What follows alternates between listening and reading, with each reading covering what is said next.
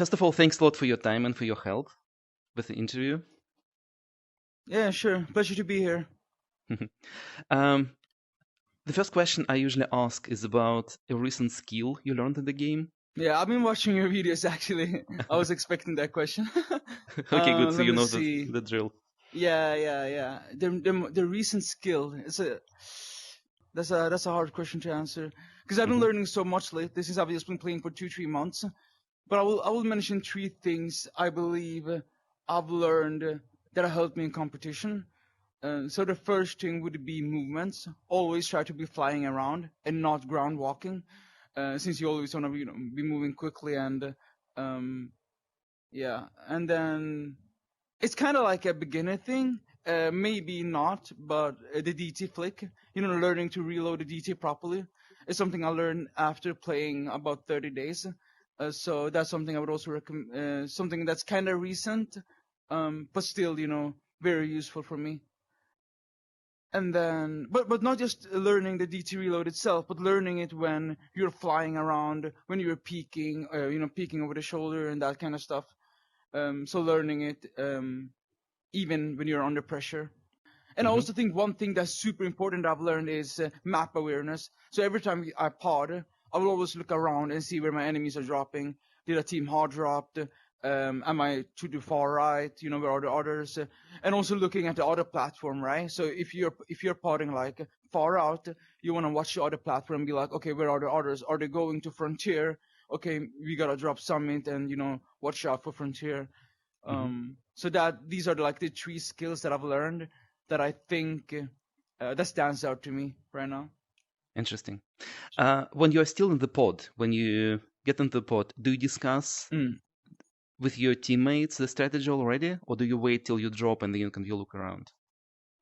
I usually enjoy looking around, um, and it depends like where we what positions we have, etc. Sometimes we have a really bad angle where we are like, okay, let's drop planes, go into tower, and then move somewhere else.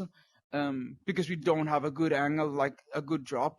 Because we have a kingdom. Let's say we have a kingdom at let's say we have a team at kingdom, a team at observatory, sort of that direction. Then we may just want to drop a bit earlier, go into planes, go into tower, loot, and go somewhere else. So it usually depends, but I usually first look around. I rarely hard drop because I like being aware where my enemies are, and even if a team hard dropped, I will know that, right? So, um, yeah, it is an advantage to hard drop where you have the time, right, to loot and because of the zone. So, but yeah, I'm a fan of potting out and making sure to be aware where everyone is. What's the main reason you don't hot drop? Do you prefer the long game and strategy rather than just rushing and killing everyone, or is there another reason? I think it's primarily because I want to be aware where everyone is, so I do not get Mhm. caught off guard. Um, I don't want to be like, oh, there's a team at Frontier and I didn't know that, for example. So one example may be because when you hard drop, right, you may want to watch out for pods dropping and being able to kill one or two people quickly. But usually when you hard drop and no one is doing that, you want to take the time to loot because you have the time now, right? Um, Primarily because other people are dropping later on, and the zone is going to be shrinking. Especially in competition, the zone does shrink way quicker than the causal pubs. So that's the main reason. When did you start to play, and how often do you play? I started playing in I think 17th of January is where I actually started with the game, and like it's kind of funny because I got to Oculus Quest 2 in January after a job interview that I had as a software engineer, and I work here now. I started in March, so I got a Quest 2 as a gift, and afterwards I was looking around for games. Right, I didn't even know about VR before that, so I was looking around for games and been playing CS:GO, PUBG, Crossfire, and some other games. Back in the days. So for me, I wanted to some action, some battle royale. I found Onward and Pop One. Started playing Pop One, and I really loved the game. Um, and yeah, how often I play? I play every day, a Hmm. lot. I try to play a lot every day, How many and I hours try to make on average? yeah, Yeah, I try to make a routine. Like during work week, since I'm working a lot, I try to play at least 2 hours. So it usually depends when. But I will always squeeze in an hour at least. So yeah, it usually depends on my schedule. Since I work for a startup, so it's kind of like sometimes it can get quite busy and hectic. But I'm a big believer in consistency. So I always make a routine to play every day. Sometimes I will play during the day. Just some training part because I know I'm gonna be busy towards the evening. So usually it depends. But my goal is to become the number one player. So I always try to make sure that I play every day, since consistency is key to improving. It's kind of like brushing the teeth, right? You can't brush your teeth once a week very intensively for them to be clean. You gotta do it. You gotta do it every day. That's a good comparison. Speaking about the training routine, so if you Mm, approach your training very like systematically and seriously, mm. you must have some kind of training routine. How you train your skills, what skills you train, like what the sequence of actions. So the first thing is training park. Obviously, a lot of people know. Some people know me for that. Where I'm like, I'm going on now, but I can play in 30 minutes because I'm gonna do some training park first.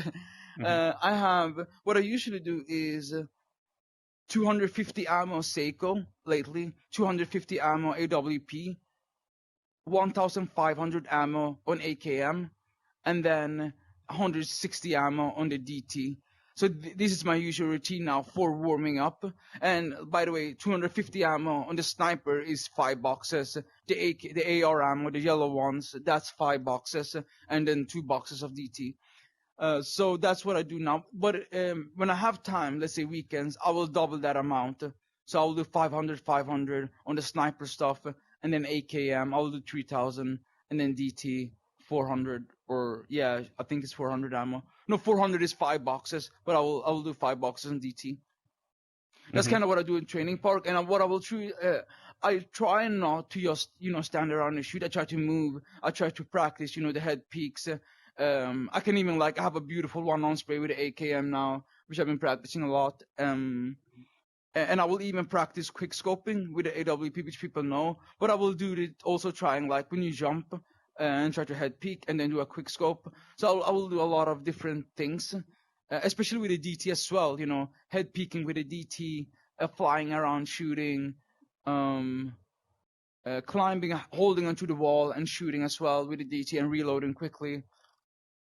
And yeah, and there's also a game there in Training Park. That game I like to play that as well, especially with the Seiko and AKM. So with the AK, I will actually use the laser. So and the primary thing is to practice the reaction time of the laser. So let's say I have an enemy and I'm shooting that person right here, and Hmm. then I want to switch to another person. So I want to be able to switch real quick. Sounds like it's um a bit obsessive, but I really like to practice, every aspect of the game. So the Seiko and the AKM as well as DT, I enjoy practicing on like that game thing there. So you practice your kind of weapon skill in the training part and with bots, right? Yes, Hmm. Do you practice your communication skills and everything you need to do with the team in any way? and that's Focus that's on. the good. What I do is I've been watching a lot of pros play like Danderson, Paria, and I also watch people casting like Sumachi when he casts the Gold Division. He usually speaks about a lot of aspects of the game, like things maybe you shouldn't do, maybe you should do at times. So I've been watching them and just playing a lot. So for example, before, let's say I would shoot someone, right? Mhm. I would just say, oh, that person is low. But now I try to say 78 on the Roy. Let's say if I hit an op shot. So then my teammates know that that's the Roy and, hit that person for 78.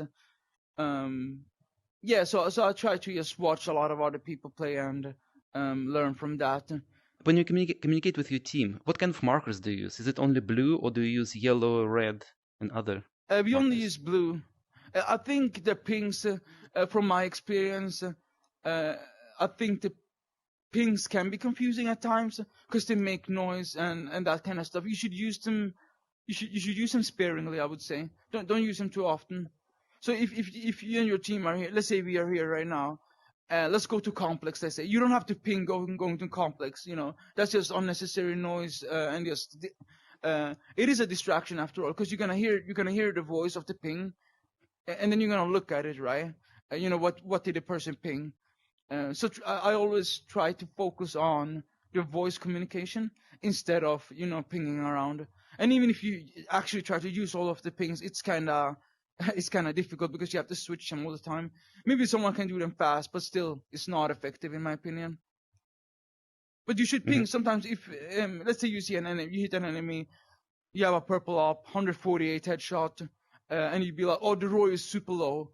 But and your enemy, your teammates don't know. Sorry, your teammates don't know where the ROI is. So you'd be like, the ROI here is super low, and then you ping it, right? So when you ping it, they're gonna be like, they're gonna be hungry for the watch and try to kill the ROI. Any other aspects of kind of coordinating with your team, like for example, staying together, moving as a unit? Do you practice that with them? Um, that's something we actually have to practice since we are quite new.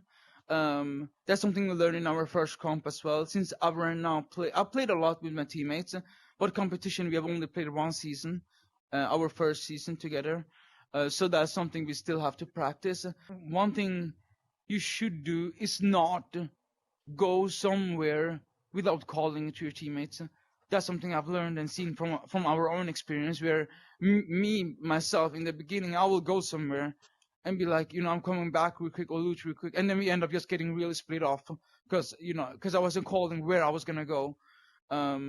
So that's something to be aware of. If everyone on the team knows that you should stick together, then it's all about communicating where you're going, where your teammates are going. And if you're aware of the map as well, you will. If you know almost where every team is, I think that's super important because then you will not go and try to loot somewhere where you're like closer to the enemies. So let's say we have a team at complex, right? I will not go over there and try to loot because I know that the team is over there. So that's something. It sounds a bit. Once you get into map awareness, it's so important and it's so usual to do it every time you pod. But as our first comp was like, we didn't have any map awareness at all. So that's something to be aware of. By the way, it's interesting how there are a lot of IT people in the game. I think mostly because VR is still kind of a novelty. Now we have a lot of programmers and people from big tech in the game. By the way, what programming language do Uh, you mm, code in? I code in JavaScript, so I use the framework React and Remix and that kind of stuff.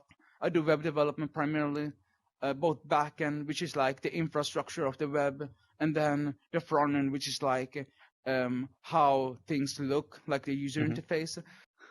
Like one of our goals in the company is to have meetings in the future in the metaverse. Because it's just more real, because we are like globally, we have a person working from Argentina, someone from Poland, one from Germany, we have some people in the US, so we want it to be real, right? And that's why we want to have meetings in the future in the metaverse. But that's something we're still figuring out and stuff. Since we are quite busy, we need to find time for that. I had a couple of meetings in Population One specifically. that was pretty Mm-mm. productive, and surprisingly for me.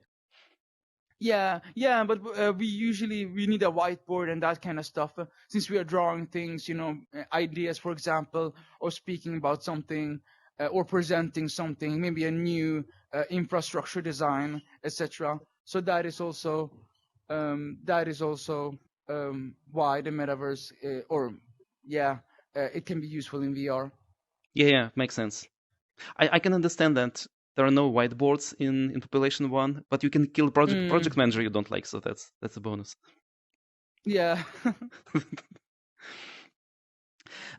Speaking about competitive games, what do you think, like for you hmm personally, what's the biggest difference between playing public lobby and competitive game? There's so many things that are different. The first thing is, I think in public games, some people are really obsessive with the stats. Being on the leaderboard for the week. Or I personally don't care, because my main goal is to become the best competitively. So uh, for me, it's fine to die and then just do another pub game, right? But I would say in competition, you don't do stupid peaks, you don't do stupid rushes. You're more aware of the map. Like you don't just hard drop. I will just hard drop in pubs, but not in competition, because I want to be aware of the where everyone is going. Um, so there's I would say you are more careful. You're thinking more through things you're doing. The way you communicate is also different, I would say. Um, in a way where you actually try to call things, what do you have in your loot? What are you looking for? Do you need any ammo? In public games, like I don't care if I have just 160 AR ammo, for example. Like, if I go out on that, I'll just use the Seiko, right? So that's if I have the Seiko in that scenario. So it really depends. I would say in pubs, you are, or at least from my experience, you are less careful about losing, I would say. But that might just be me and my focus on being the best in competition and not at public games.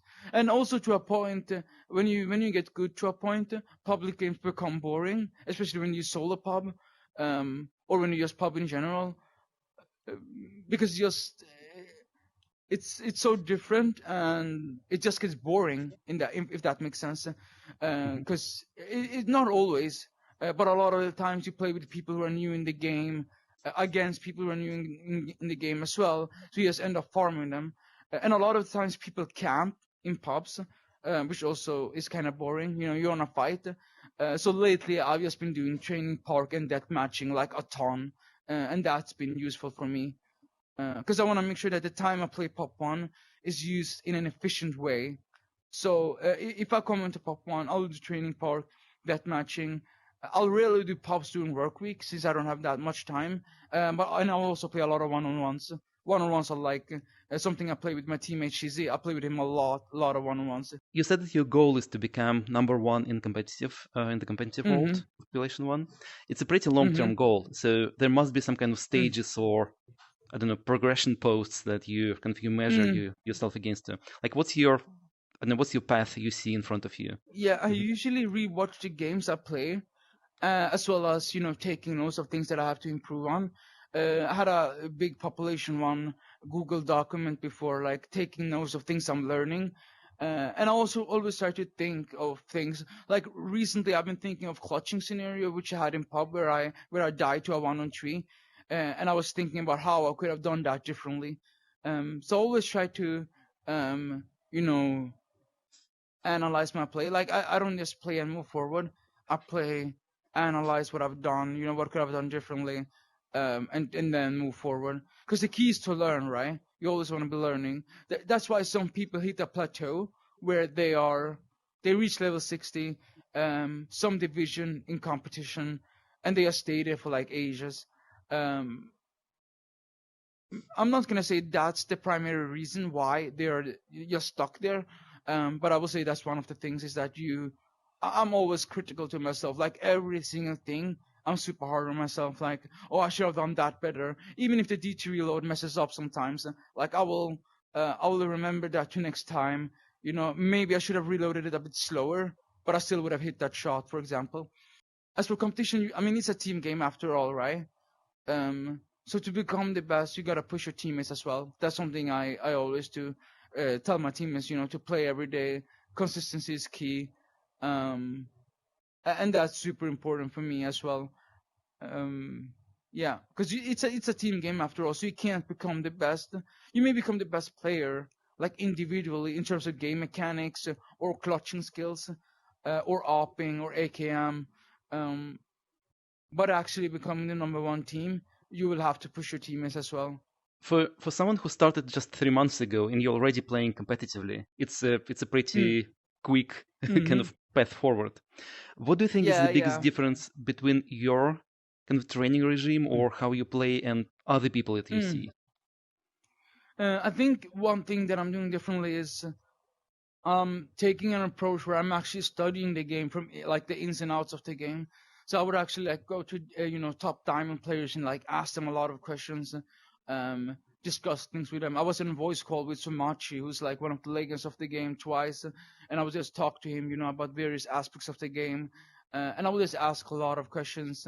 Um, and also sometimes certain decisions people make, what weapons they like, why they like the weapons. One thing I believe is super underrated is building in this game. That's something I'm also trying to practice. Um, so I'm always trying to look for uh, things people aren't doing that they maybe should be doing, like training part, for example. I spend a lot of time there. That has helped me, improve my aim quickly. And I always try to take criticism with like as a way to grow.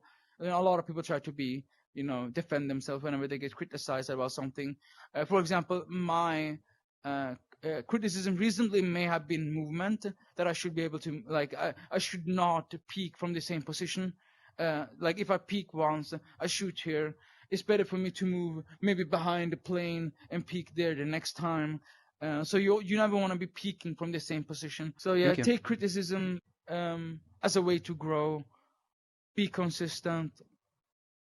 Um, Make sure to ask a lot of questions. Like a lot of people, I don't think anyone has gone to like almost a lot of the top 5, top 10 diamond players and just asked them a bunch of questions, right? And a lot of them were like, super helpful, which is really awesome. I watch a lot of VODs as well, like watching pro players play, watching the casts.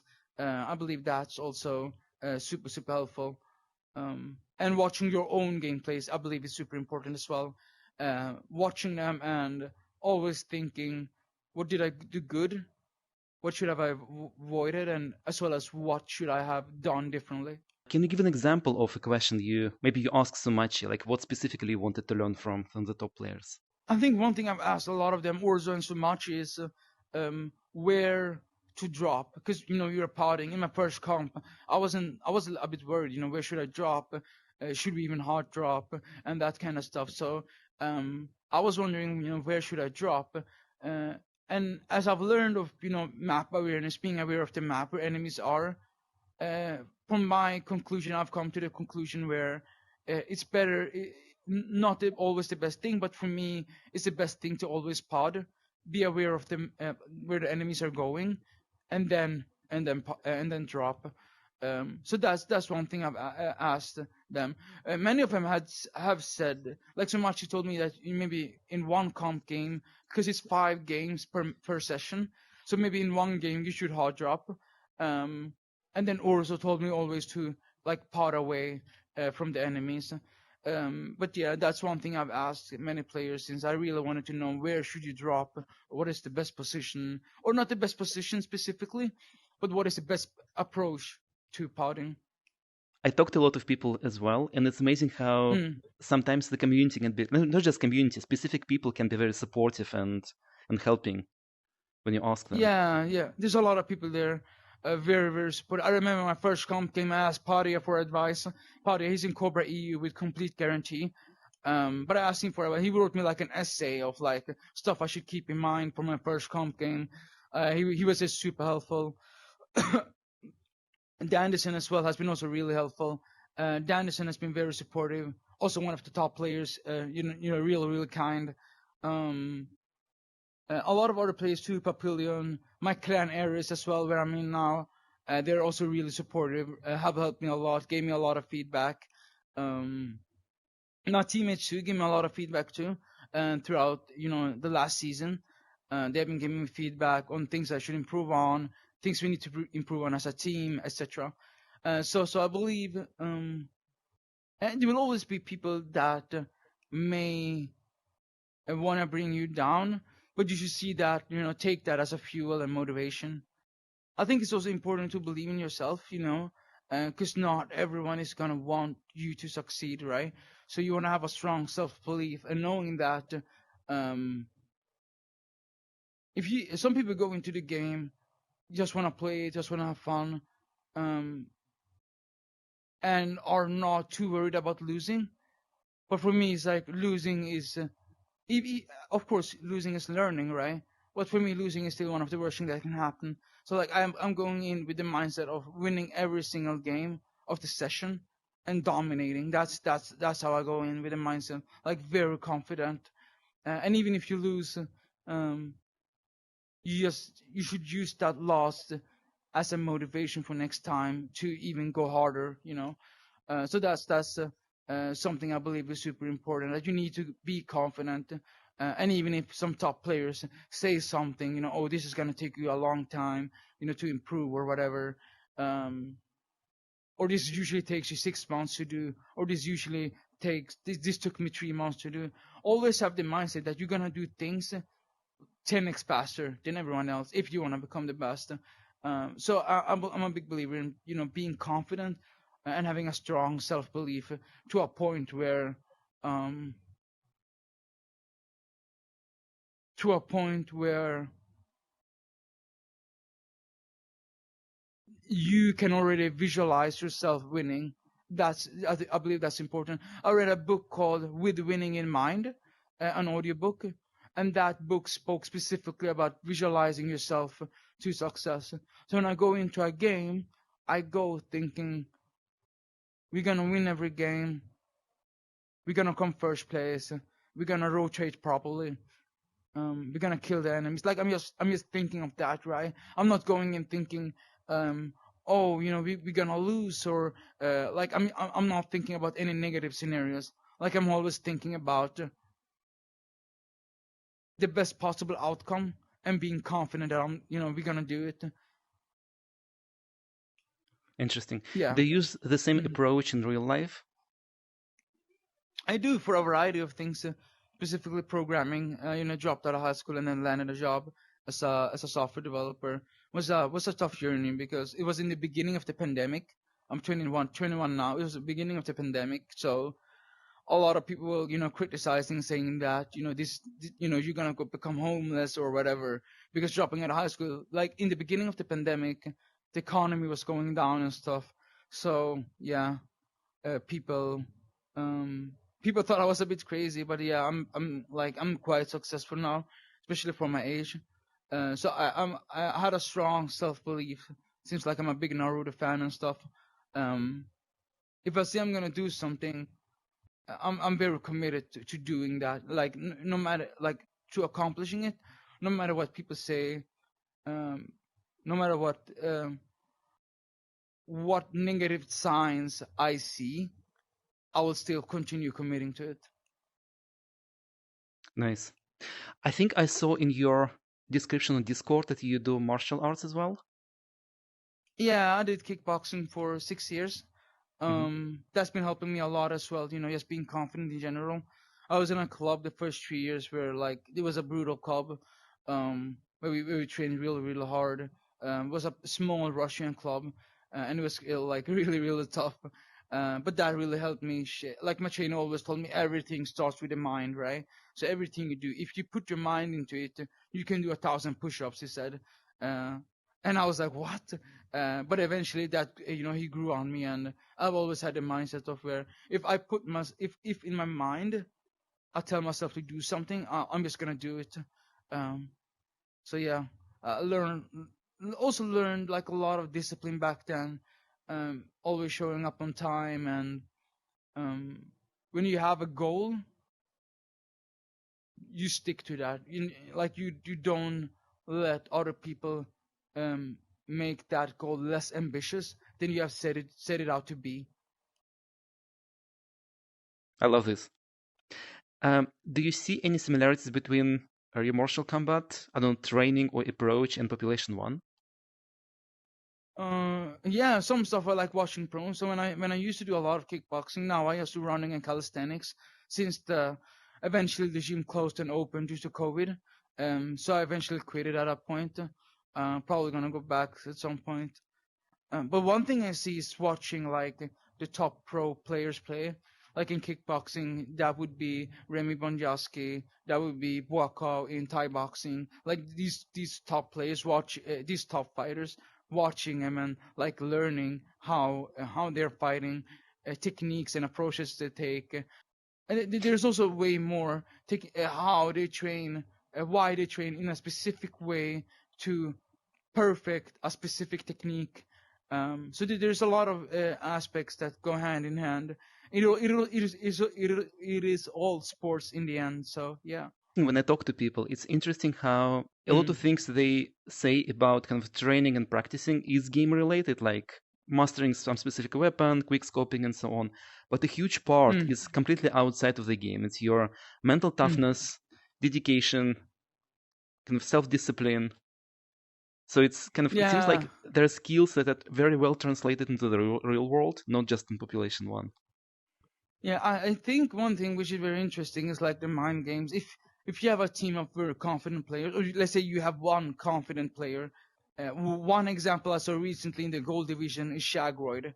Shagroid is like he's the type of player. If there's a 1-on-3, he will not run away.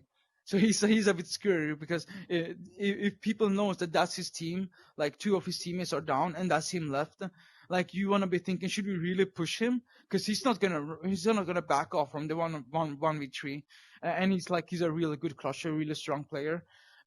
So people like him are. It is scary to face them because they are not just good, but you're really confident in 1 versus 3s, and that creates like a sort of a fear in the mind for the enemies. Like, should we push this dude, or should we just back off? Because it's him, and even if you're three players, he could take us down. So that's I think not just being good, but being super confident in the game, the way you play, can to an extent create fear in the enemies. So let's say you play very confident in the first game, push hard, aren't afraid of peaking consistently and that kind of stuff. I believe that in the next games, the enemy teams are gonna see that and be like, this dude is good. We better watch out. We better watch out for him. So there are And always mind games in every sport, I believe, including trash talking, like being very confident. can you describe your path from just starting the game into competitive league, into Arc League?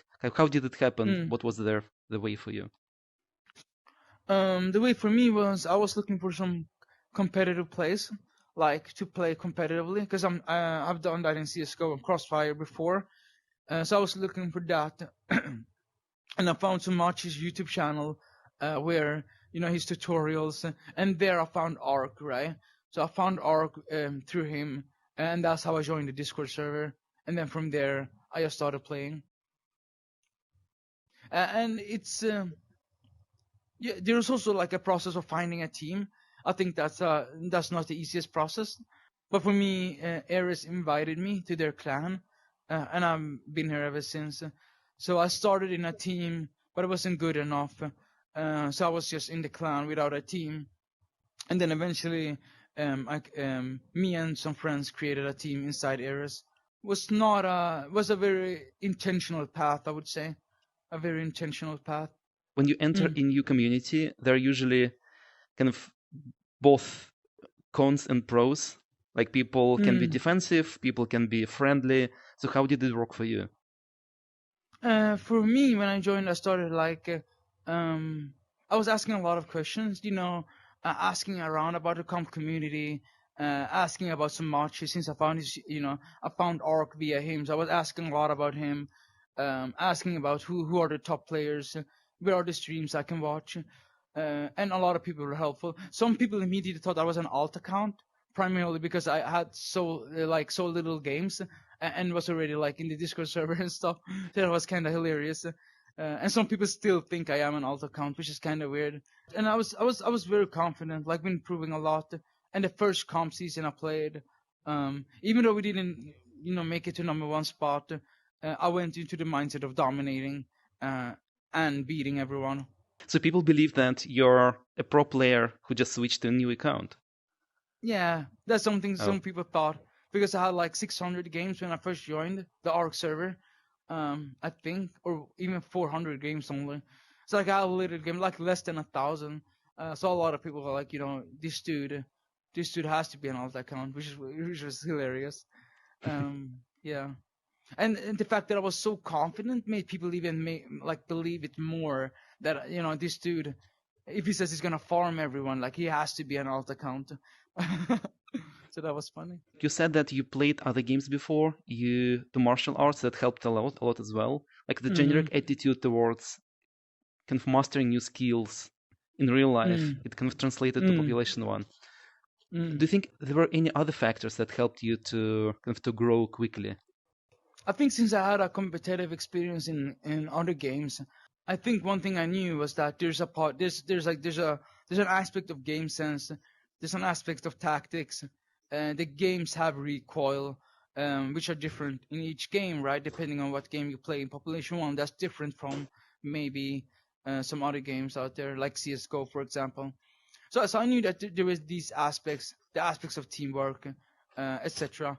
And I think knowing that, I was asking in the beginning, I was asking a lot of good questions that helped me grow quickly. Primarily because I knew sort of how this scene is in a competitive world of FPS gaming or shooters game. I think the most important thing after all is consistency. Be like, don't play once a week.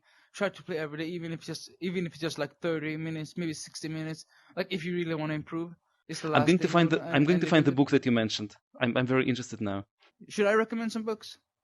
Yeah, yes, please. Some books I would recommend. With Winning in Mind is really good. It's a very good book. It's about visualizing yourself to success. The author has also like a lot of experience in that kind of stuff. I also think the book Limitless by Jim Hmm. Quick is also really good. It's about learning in general. So there's a lot of stuff there that I believe, some stuff I believe you can apply to Pop One as well. How to learn efficiently. He speaks about consistently being consistent. There's a lot of other books that I've read, but I think these two books can be useful for people who want to grow in Pop One and in general in life. Fantastic. Thanks a lot. And thank you very much to Papillon the Fair for organizing this. Joe is amazing. Yeah, yeah, she's amazing. Awesome. Appreciate your time. No problem. Thank you.